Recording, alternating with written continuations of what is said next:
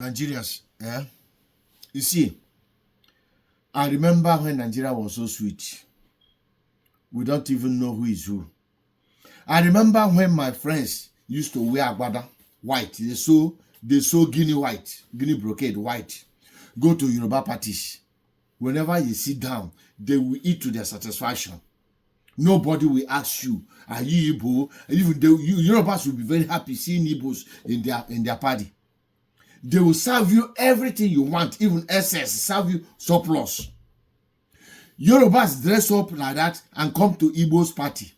Wherever Igbos are doing any party, we serve them to the core without discriminating if they are Yorubas or not. Even ourselves, the same thing. We share things in common. Only for Tinubu to enter power.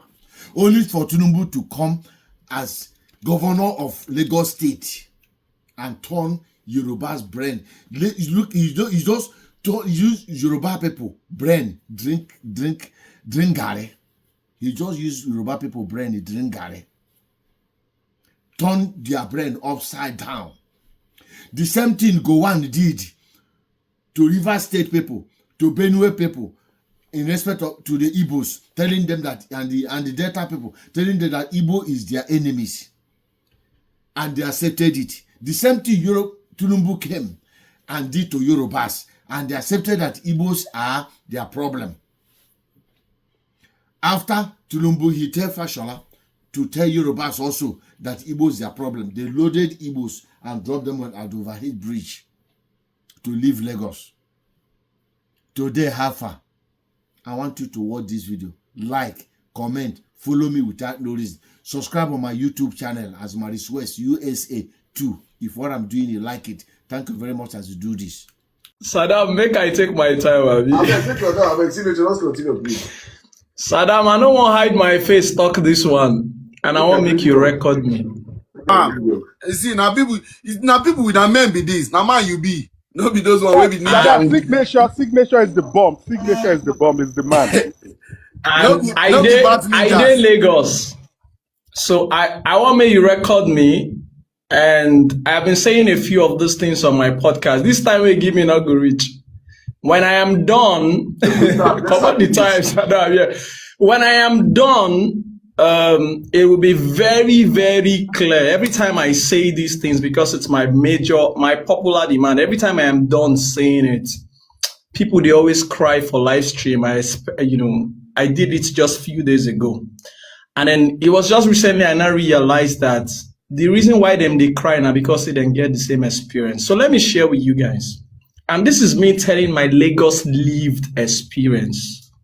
Now, one of the first things everybody must understand is that when it concerns leadership, every leader leads out of the abundance of value and life inside of them. Yep. I'll say that again.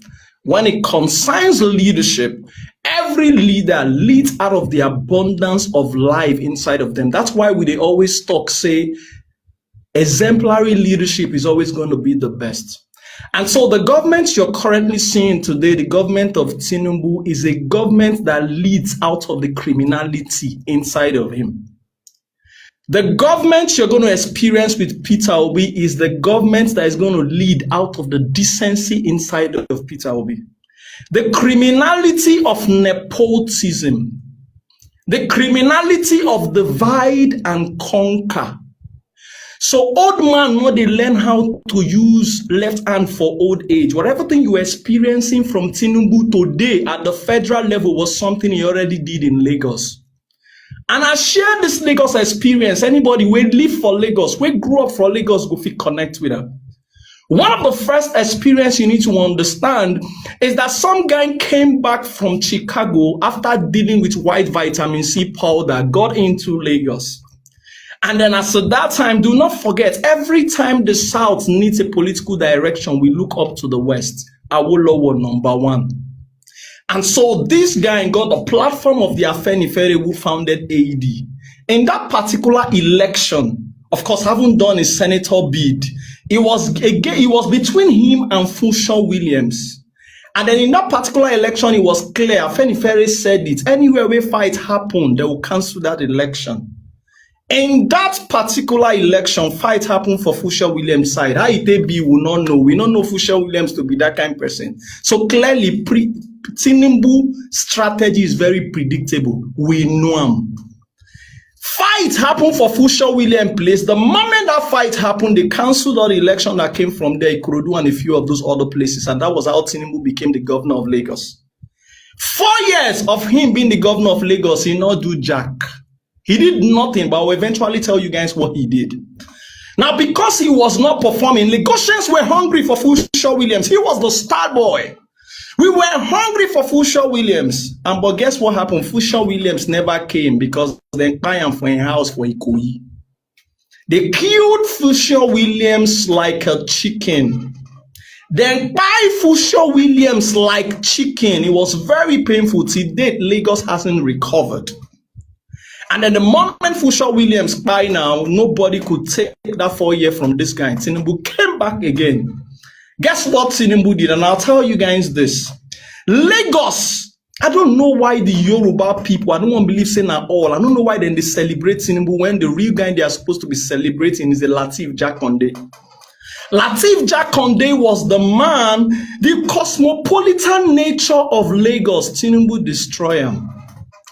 Cosmopolitan nature of Lagos. Do you know what cosmopolitan means? It means that Lagos accepted all. It was Lateef Jakonde who came out with that language about how Lagos is no man's land. He was not saying it's the land of the Igbos. He was not saying we don't recognize our host. Lateef Jakonde simply said it was a place that gives you inclusivity, receives everybody so that you can thrive. Lagos was the New York of Nigeria. That was from Lateef Jakonde. Away from that, the Marwa came. Lateef Jakonde constructed all the schools that you know. You know the Jakonde schools, right? All the bridges that you know. He transformed Lagos. When Marwa came, Marwa did construction of the inner streets of Lagos and planted primary health care everywhere in Lagos. These were the true star boys of Lagos. But guess what happened? In that time in Lagos, nobody was interested about politics. Nobody was interested about waiting concern us to our local government chairman. We really did not care. It was that political naivety from the real owners of Lagos and all of that. Now this guy in see when they take advantage, enter. Nobody, right? So you can become anything in Lagos without necessarily knowing any politician or being involved with politics. And that's why when Peter Obi tells you that the moment he gets into that seat, he's going to make politics less attractive, because any nation where politicians or politics is the biggest enterprise, that nation is gone. Guess what happened? That cosmopolitan nature of Lagos, Tinubu destroyed it. You know how? He destroyed it with a divide and conquer. Who remember? I say them bomb man, then key man for insider Jegule. It was in that 1999. So one of the first things that Tinubu did was that he factionized every point of Lagos. He made sure that there was ethnic troubles, tribal division. Who remember said then buy people for Idiaraba, loot Idiaraba. He became a Yoruba versus Hausa fight. Who remember when at the year Sheyi they talk? We all grew up in Orile, so you know people can lie in the name of politics. Who remember the Yoruba versus Ilaje fight? The riverines of Lagos. You can ask yourself. So Tinubu did not just cause division among Igbos and Yorubas or any other tribes. He even caused division among Yorubas, because waiting be Yoruba, waiting be Ilaje. Do you know that that division was also extended? Who remember the Yoruba and Ijaw fight? Everything happened in the 1999. If I dey lie, Mona tell me say I dey lie for you. My 12, plenty fight happened there. That was what this guy in this divided. So if you're seeing Nigeria completely divided by ethnic and religion today, now that man handy day. The Lagos we grew up from was a Lagos where Lateef was my best friend as an Igbo boy, where every Igbo child had a good name or had a name. It was a Lagos where every Igbo family go to encourage you, say, be a friend with a Yoruba boy and Yoruba girl. It was a Lagos where the Omoburukus were not the Yorubas. So Tinubu destroyed the handwork culture of Lagos. I'm coming. The handwork culture of the Yoruba people, he destroyed it. The Lagos we grew up from was a Lagos where we knew no tribe. right? As at that time, if they pursue us, come up for us, we'll go sleep inside mosque. We were going to Ile Kewu. We go to the mosque, Ile Kewu. That was where we were. We were doing everything. There was no tribe, no name, nothing. Now listen to this. One of the first things that this man did was to make sure that he institutionalized Togri. And he always asked them, make them come out here and challenge me. Which thug in the whole of Lagos really be Yoruba person at that time? This MC Oluomo one at the CISO, he was not the one ruling Oshodi. The guy who ruling Oshodi, his name was Bomboy. Bomboy was an Nneni boy from Anambra. There were other guys in Amukoko, call them Pichi, they were all Igbos, South. So the only people you could consider the thugs or the Omoburukus of Lagos were not the Yorubas. The Yorubas were busy and hungry to go to school. That's why they got into UK when many no go. That's why they got many bank license when many no go. But when Tinubu came, he institutionalized Togri. And then the moment he institutionalized Togri, he destroyed the Andwa cultures of the Yorubas. You know what the Andwa cultures is? There was a three-wave that took over all Yoruba young person. One of the first wave was the Deeper Life wave. We call it the Ayobo. Ayobo wave was the wave where you go to Deeper Life. When we go Deeper Life, we'll Kai. No, don't do this to me, network, please. Don't Oh, do this. network, I beg.